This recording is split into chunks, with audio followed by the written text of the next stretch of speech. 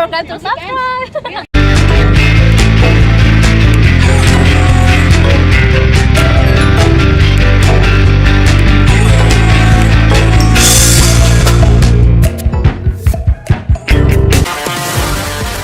All right, we are on immersion, and we wanted to talk about pulling on the first date, pulling immediately, trying to pull a same day, or taking your time. But to start with, so what day is it? Day 6. So 6 days. So this is day 6. So then arguably one more day. And how many pulls so far? I've lost count. 6 or 7? 6. 6 or 7. And there's like return ones, right? There's like number closed and pull, or you pulled one and then pulled another one another day. Yeah. So total, how many individual girls? So 5 then, because you had 2 returns. Yeah. So 5. And it's Saturday, so another date is lined up for another half an hour from now. Mm-hmm. And what tomorrow? It's a new one, and then tomorrow morning, And possibly Monday. and possibly Monday. So there's no more tonight. There's only one date today. Okay. Unless the other ones get back. So almost a new pull almost every day. But yeah, day 1 was you got here, travelled all the way to Sydney, got here super early in the morning, and then had a break, and we got in at lunchtime, so that's kind of half of a day too, and you're tired. And how's the legs and the back? Legs okay. Having Back fun? is fried. The back's fried? Yeah.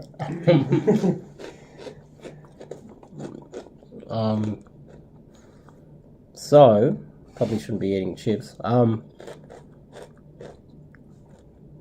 Part of the theory is that the earlier you can pull, the more likely you are to, I guess part of the thing is, the idea is if you sleep with the girl as soon as possible, not because you're just after sex, it's more because if you sleep with her earlier, you're more likely to have her come back and then build something. If you guys can come up with a better way to do it, I don't know. But generally, if you sleep with her, then she's more likely to come back and see you again. So that's the general idea, and that's been tested not only by myself, but almost every guy that I know. So what are your thoughts on pulling too fast? Because we were discussing that before. My thoughts are, I'm not personally comfortable with it as much. I'd like to get them... Maybe might not be able to hear you. Yeah, actually. I'd like to get them comfortable with the idea of coming to my place, but I don't necessarily want to sleep with them on the first date. Generally, I would actually prefer to sleep on the second or third. That's a funny thing. I think a lot of people that follow pickup, they just assume that it's all about just getting sex as soon as possible too, and not all guys want that either. Yeah, I don't. They're kind of lonely. Some guys want a girlfriend. Some guys, want some more fun in their life. It depends on the girl. Like some girls, I'm okay. I like them so much. I like doing the classic dating, and I can wait a few weeks if I have to.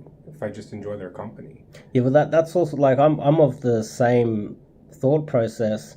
If they have good communication skills and you have that first date, yeah, and then on that first date, she communicates with you and goes, "Oh, it's too soon to have sex, but I want to see you again."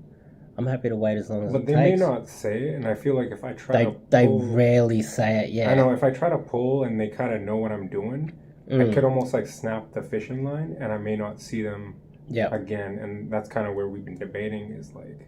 I feel like I could lose more girls this way if I'm pulling way too fast.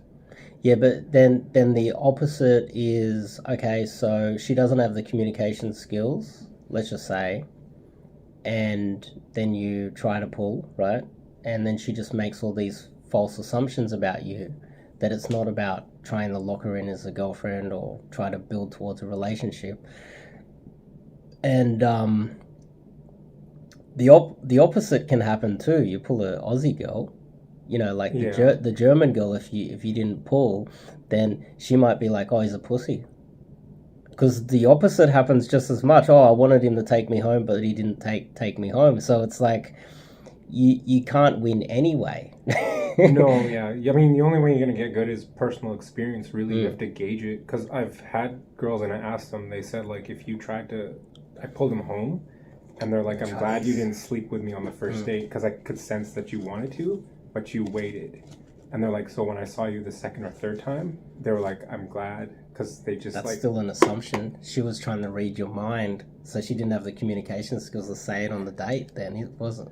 Yeah, but when I kind of debriefed them after, they're like, if you had tried to kiss me or like make out with me at your place the first or second date, they're like, I probably wouldn't have texted you and wanted to see you again. So they're keep in mind, the girl that comes, like, you try to pull on the first date, I think we covered this as well, and she can see all the signs of you pulling, is a girl that's been there before and probably been pulled multiple times and sees all the signs, but the most innocent girl can be pulled easy. It's almost like Logan Paul's fiance at the moment. They haven't had sex, apparently. They're getting married. Okay. But this guy, Dylan Dennis, has been posting every other guy that she's been with. There's like 50-something guys, ex-boyfriends that she's had, and he's posted all of them. And now that she's run the gauntlet of dicks with Logan Paul, she's making him wait. It's kind of the same as trying to pull a girl that's ran the gauntlet on the first date. She's like, I've run the gauntlet, I'm not going to run it with you. I'm going to make you wait, even though you're not really getting the prize. So that's not across the board, but I've seen that myself many times as well. But like, people are like intuitive. It could be like the same, like, I've never been to Brazil, but I know I would be scared walking in an alley. Like, I don't have to be in that situation to know it's like an intimidating situation. So, like, these girls could be apprehensive a little bit, even though they don't have the experience. They have some idea that it could be dangerous for them. Like, I just met this guy. And keep in mind, they feel what you feel, too. Yeah, no, I get that, too. Let's just say you're pulling, and she goes... You can tell it's like, she's doing this. You're like, oh, okay, let's go to the pool, let's go to the games room, let's go back down, we'll go out and get something else outside. And you, that's your job too. Yeah, no, for sure. Not to pull past the point, because the point where she says, oh, I'm uncomfortable, she's probably given a lot of body language. This gives you a chance to get to know the girl. Some girls are maybe damaged, they just don't know how to say no. I've been in that situation where a girl's like, I don't know how to say no to guys, so they just fall into shit. That's dangerous. It is dangerous, right? So, so then it's your job to see the slight body language. And you're like, okay, what's going on with this person? Like, why is this too easy? Like, she doesn't know how to say no. That's why with one of them, the one off the approach, you bounced straight to Woolworths, grabbed some food, and went straight back home. I was there going, oh no, that's too soon. Oh no, and I was calling you. Yeah, I know. It's like, yeah, chill out. But I had already debriefed you that I'm not super comfortable sleeping with a girl on the first date anyways. We were just doing this to see how far for coaching, right? Yeah, for coaching, and you're like, push your boundaries just to see how it is. And yeah, you got to hit the wet balls and the broken balls to practice tennis, right? We're not here to just hit the pristine ones, so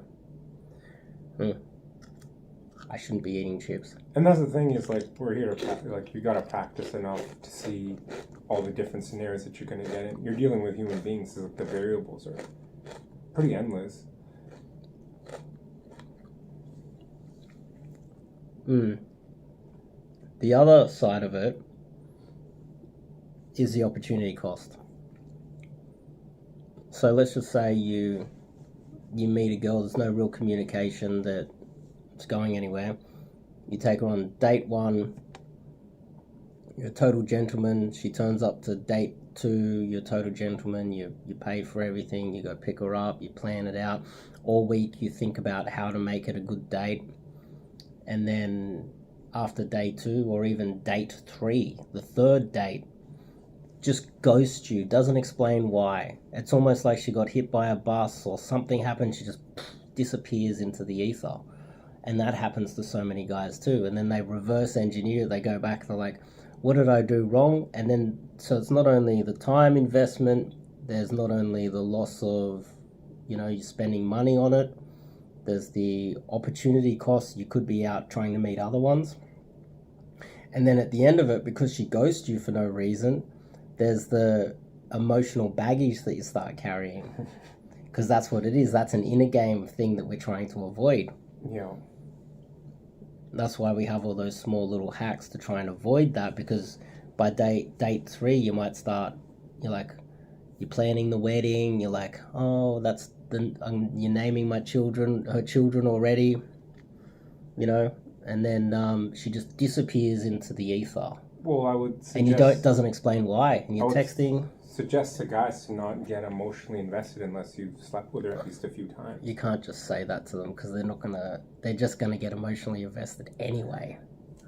But that's the game. Well, if you're day gaming or night gaming enough, you should have enough leads to kind of keep you busy. We discussed that as well, because I could have 100 leads, but I'm still gonna have a favorite, and if that favorite ghosts me and I invest in it too much. Because a lot of it isn't you just getting invested in the girl and she disappears, because in the early stages, if you keep it short and sweet and you try for it, it's obviously better if they get attached to you first. But in Western society, that's why we need games, because imagine you sleep with her on the second date, then she ghosts you. Then you have like a that happens as well. You have a physical attachment in there too. Whereas at least if she ghosts you and she didn't sleep with you, maybe you could look at it as kind of the same, though. You could reframe it like, oh, maybe she, got to the doctor and she's got like AIDS or some itch and she's like, oh, I don't want to give this to this guy. So you could reframe it for yourself that it's a blessing in disguise that she fell off. You could lie to yourself, yeah. Yeah, why not? It's my life. I can lie. I'll reframe it. But it's whether you believe it or not. I'll reframe it in a way that empowers me. Mm. Right? If that's part of the inner game, why not I just reframe it that... Because, some of them you'll be like, oh, I like this one. Because out of all the ones we met this week, you've got your favourites and you got the ones that you don't care if they disappear. Look at it this way, it'd be like, I'm glad she showed me her true colours in the first week rather than showing me 6-7 months down the road after being invested with her for so long. And generally, they fall off before the third time you sleep with them as well. So if you can get that first one in early, Yeah, I mean, pull fast. I guess don't wait more than a month. I think that's way too long. Oh my god. By then you're planning your children's names and everything. I think that's a little too long, depending on the girl. If you really... And she doesn't even tell you that she's on a break with a boyfriend. But if you are married. If you are going with the long game, at least have some other girls going on at the same time while you figure out the other one. Right? Yeah. I'm happy to I think a lot of guys are happy to wait as long as it takes, as long as the girl has communication skills. Because it really comes down to her coming back. That's what we're trying to do. And your own personal enjoyment, too. I mean, just sleeping further just so you can get the sake of the lay. No, well, I don't think there's many guys out there. There's psychopaths out there, but most guys are sleeping with her to try lock her in. It's a retention strategy more than anything. And it's also an inner game way to protect yourself. That's why I keep trying to convince you of why this is so important.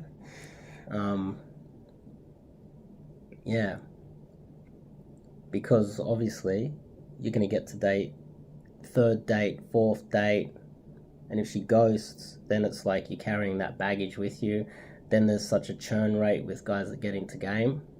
There's such a churn rate of guys, the amount of guys that you see them enter the groups in Sydney, and then 3 months later it's like, what's with all the ghosting? Well, how can I... Well, then the guys are like, well, here's some ping texts. The ping text. Oh, send some photos of kittens and shit, and then hope she comes back, and then 3 months later the guys have all quit, because they're not aware they need to protect themselves emotionally.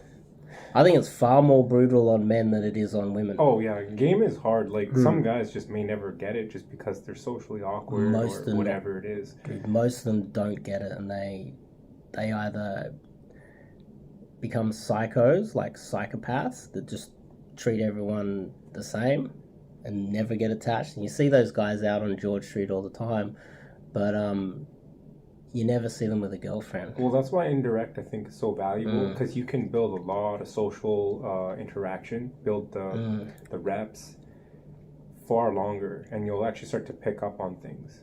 Whereas if you just go, I think I told you this before, it's like if I'm going direct too often, you can't get in as many approaches. You can't get in as many, you don't build that data for yourself as to what's like acceptable, what's not.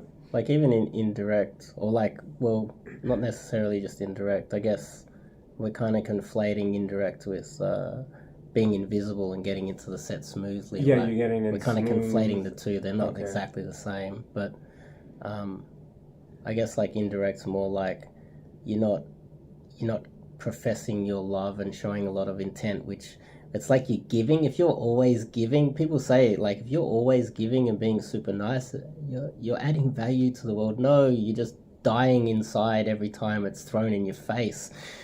Yeah.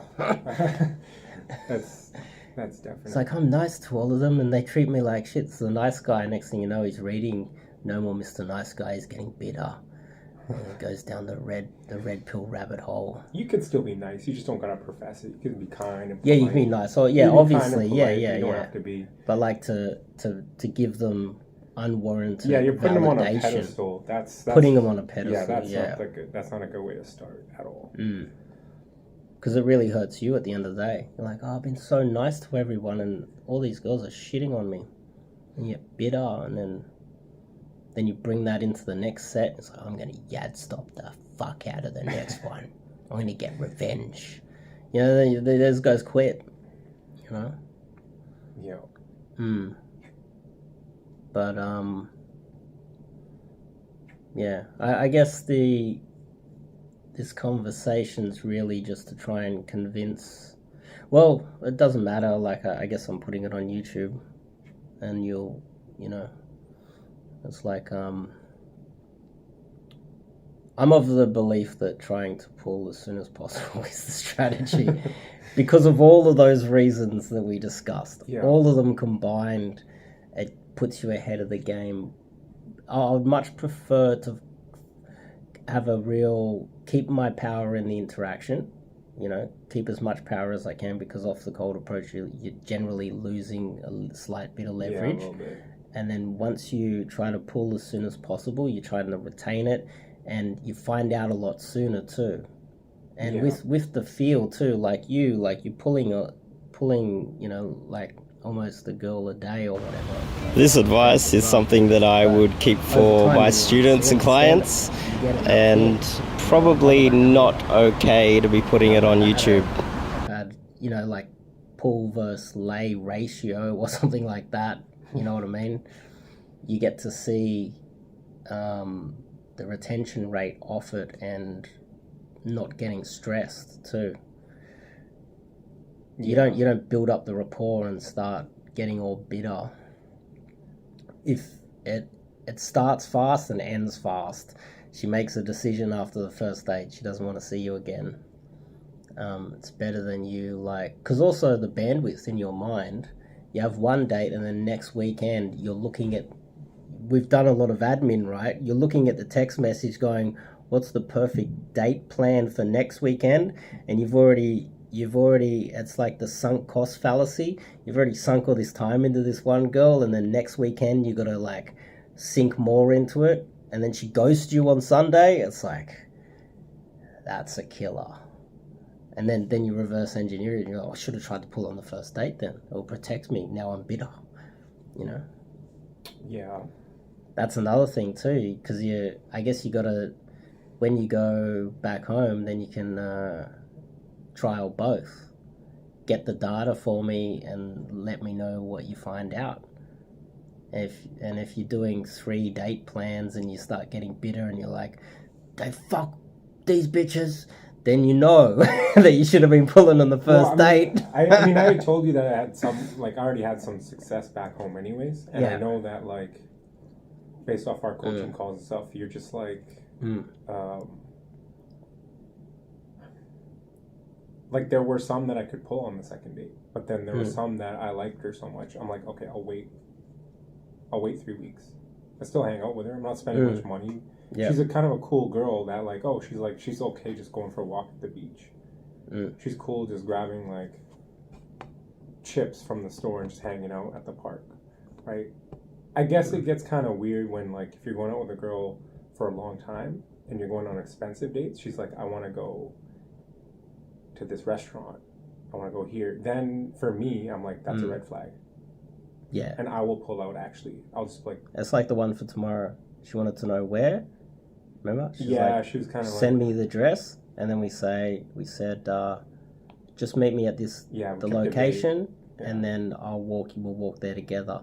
Exactly. Because if she wanted to know the location, then she'll look at it and say, oh, it's not a 5-star restaurant. It's not a Michelin whatever.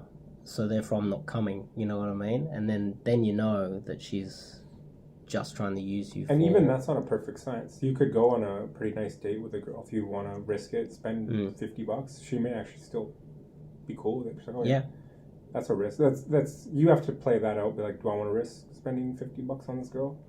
And that's where the whole emotional damage comes in. Yeah, because you don't know.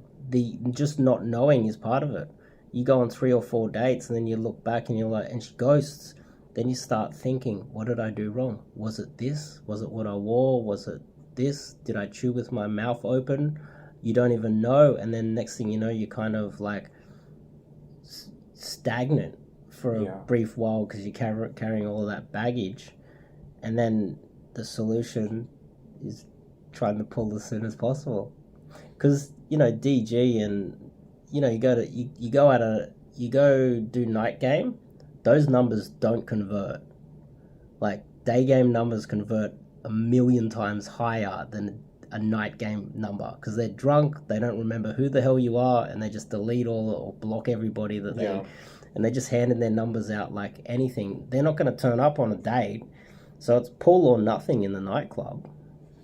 You know how many makeouts and numbers and useless numbers are like made out with the girl, hung out with her, got 10 phone numbers and nothing comes from it. It's pull or nothing. But if we start to treat kind of DG similar way, so well, anyway, this I think this video is long enough, but I think I've pitched my case. Yeah, plus I have a date in the next 10 minutes. Oh shit, okay, yeah, we're gonna go then. Date in 10 minutes. Anyway, that's the video.